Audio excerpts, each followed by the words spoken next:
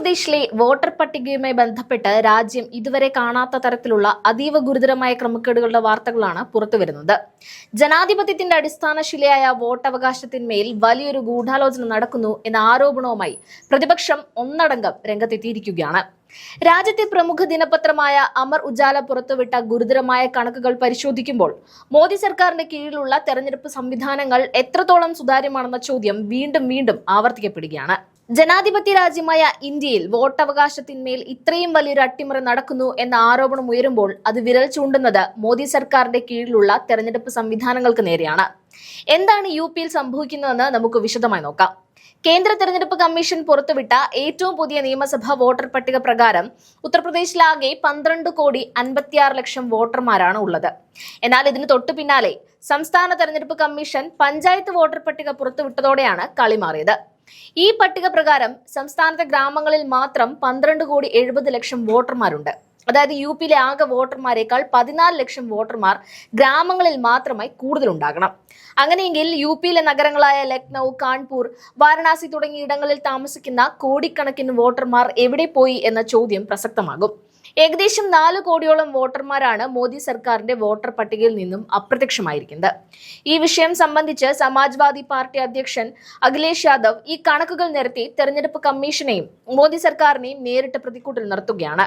ഒരേ സ്ഥാപനത്തിന് കീഴിൽ പ്രവർത്തിക്കുന്ന ഒരേ ഉദ്യോഗസ്ഥർ തന്നെ ഒരേ സമയം 2 പട്ടികകൾ തയ്യാറാക്കുമ്പോൾ എങ്ങനെയാണ് ഇത്ര വലിയ വ്യത്യാസം വരുന്നതെന്ന് അദ്ദേഹം ചോദിക്കുന്നു. നിയമസഭാ വോട്ടർ പട്ടികയിൽ നിന്നും 2,88,00,000 പേരുടെ വോട്ടുകൾ വെട്ടിമാറ്റപ്പെട്ടപ്പോൾ പഞ്ചായത്ത് പട്ടികയിൽ പുതുതായി 40 ലക്ഷം പേരുകൾ ചേർക്കപ്പെട്ടു. ബി.ജെ.പിയുടെ രാഷ്ട്രീയ താൽപര്യങ്ങൾ സംരക്ഷിക്കാൻ വേണ്ടിയാണ് വോട്ടർ പട്ടികയിൽ കൃത്രിമം കാണിക്കുന്നതെന്ന് അഖിലേഷ് യാദവ് ആരോപിക്കുന്നു. ഏത് പട്ടികയാണ് ശരിയെന്നും ഏത് പട്ടികയാണ് ജനങ്ങൾ വിശ്വസിക്കേണ്ടതെന്നും മോദി സർക്കാർ വ്യക്തമാക്കണമെന്നും അദ്ദേഹം ആവശ്യപ്പെടുന്നു. വാർത്താ റിപ്പോർട്ടുകൾ പ്രകാരം വോട്ടർ പട്ടികയിൽ ക്രമക്കേടുകൾ അക്കങ്ങളിൽ മാത്രം ഒതുങ്ങുന്നില്ല. താഴെത്തട്ടിൽ വിലാസങ്ങൾ പോലും അട്ടിമറിക്കപ്പെട്ടിട്ടുണ്ട്. ഇതിനുദാഹരണമായി പത്രം ചൂണ്ടിക്കാണിക്കുന്നത് രാംപൂരിലെ ഡോക്ടർ ചന്ദ്രപ്രകാശ് ശർമ്മയുടെ അനുഭവമാണ്. 71 വയസ്സുള്ള ശർമ്മയുടെ വീട്ടുവിലാസത്തിൽ അദ്ദേഹത്തിന്റെ കുടുംബാംഗങ്ങളെ കൂടാതെ ഷബാന എന്നൊരു മറ്റൊരു സ്ത്രീയും അവരുടെ കുടുംബത്തിന്റെയും പേരുകൾ ചേർക്കപ്പെട്ടിട്ടുണ്ട്.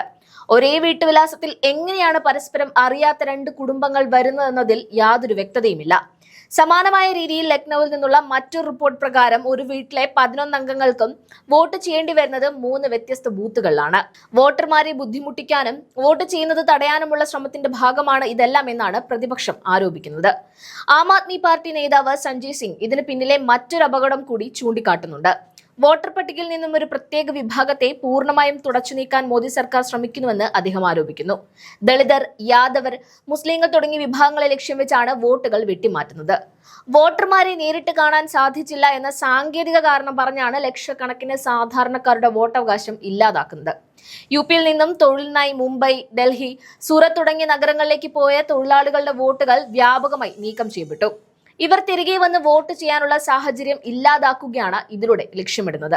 മാത്രമല്ല, പുതുതായി വോട്ട് ചേർക്കാൻ എത്തുന്നവർക്ക് മുന്നിൽ കടുപ്പമേറിയ നിബന്ധനകളാണ് വെച്ചിരിക്കുന്നത്. പാസ്പോർട്ട്, ഭൂമിയുടെ രേഖകൾ, 10ാം ക്ലാസ് സർട്ടിഫിക്കറ്റ് എന്നിങ്ങനെ ഒരു സാധാരണക്കാരന് പെട്ടെന്ന് സംഘടിപ്പിക്കാൻ കഴിയാത്ത 12ഓളം രേഖകളാണ് ആവശ്യപ്പെടുന്നത്. ഗ്രാമങ്ങളിലെ പാവപ്പെട്ടവർക്ക് വോട്ട് ചേർക്കാൻ കഴിയാത്ത സാഹചര്യം സൃഷ്ടിക്കുക വഴി അവരെ ജനാധിപത്യ പ്രക്രിയയിൽ നിന്ന് പുറത്താക്കാനാണ് മോദി സർക്കാർ ശ്രമിക്കുന്നത്. ഉത്തർപ്രദേശിൽ ഇതിനോടകം തന്നെ SIRമായി ബന്ധപ്പെട്ട് നിരവധി പരാതികളും ആരോപണങ്ങളുമാണ് നിലനിൽക്കുന്നത്. SIR പ്രസിദ്ധീകരിച്ചതിന് പിന്നാലെ ഒരുപാട് ആളുകളുടെ പേര് വെട്ടിമാറ്റപ്പെട്ടിട്ടുണ്ട്. ഇതേ സംബന്ധിച്ച് മുഖ്യമന്ത്രി യോഗി ആദിത്യനാഥ് കേന്ദ്ര ആഭ്യന്തരമന്ത്രി അമിത്ഷായുമായും കൂടിക്കാഴ്ച നടത്തിയതായും വാർത്തകൾ വന്നിരുന്നു. യു.പിയിലെ സാഹചര്യം ബോധ്യപ്പെടുത്തിയെങ്കിലും SIRമായി തുടർന്നു പോകാനാണ് കേന്ദ്രത്തിന്റെ തീരുമാനം എന്നറിഞ്ഞതോടെ പരിഭവത്തോടെയാണ് യോഗി കൂടിക്കാഴ്ച അവസാനിപ്പിച്ചതെന്നും വാർത്തകൾ പരന്നിരുന്നു.